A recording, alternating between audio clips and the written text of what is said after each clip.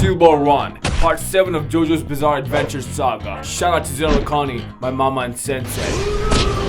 And so it goes, there's a tribe of dark Indians that recently discovered a dark truth about someone among them. The tribesmen are mad, so one of the Indians takes the matter to their chief and says, "He did it again! What's all that racket?" It's that troublemaker Sandman. You can't protect him anymore, Chief. The white man's books were hidden in his tent. This is treachery against our tribe and our ancestors. Sandman must receive punishment. Then do what you need to They all yell in union that the Sandman should be scalped. They wanted to cut his head off. Oh, and by the way, this is Sandman.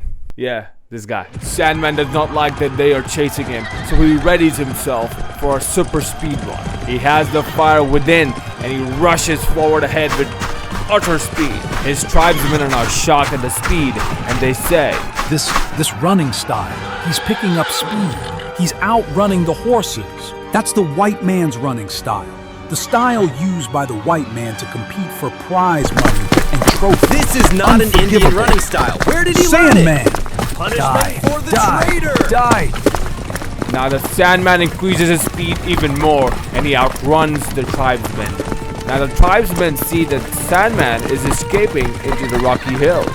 Now the tribesmen push each other so that they can put more into their horses so that they can catch up to the Sandman. The Indian tribesmen yelled out to the Sandman, reminding him that he used to separate himself from the tribe when he was a child. They thought that the Sandman is making fun of them by whatever that he was doing.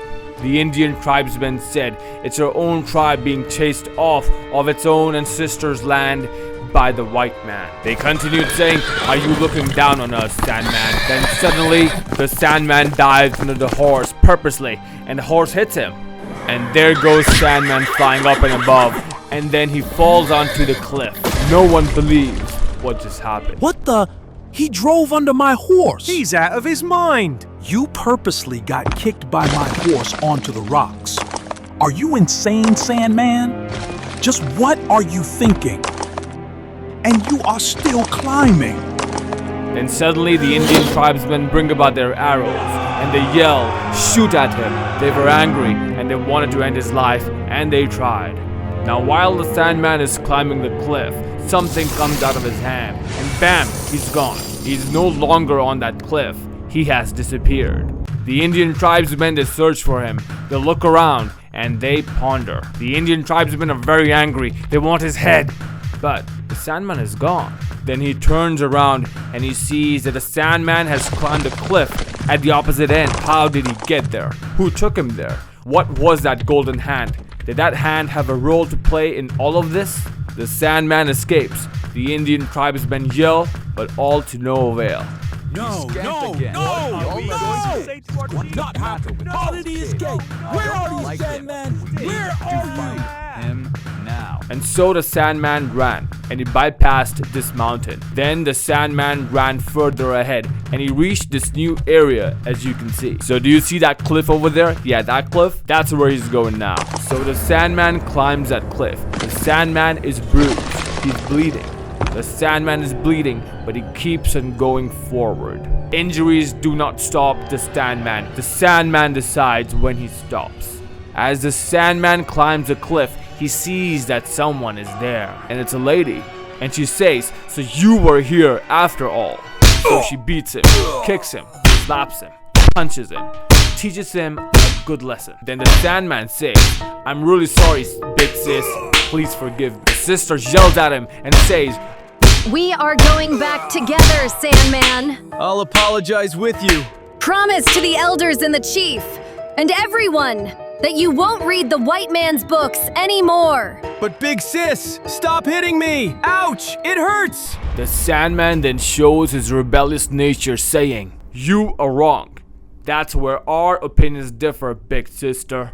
The Sandman continues and he says, "The white man is the enemy, but understanding the enemy's culture is another way of protecting oneself. Our tribe's way of thinking will not work in these times.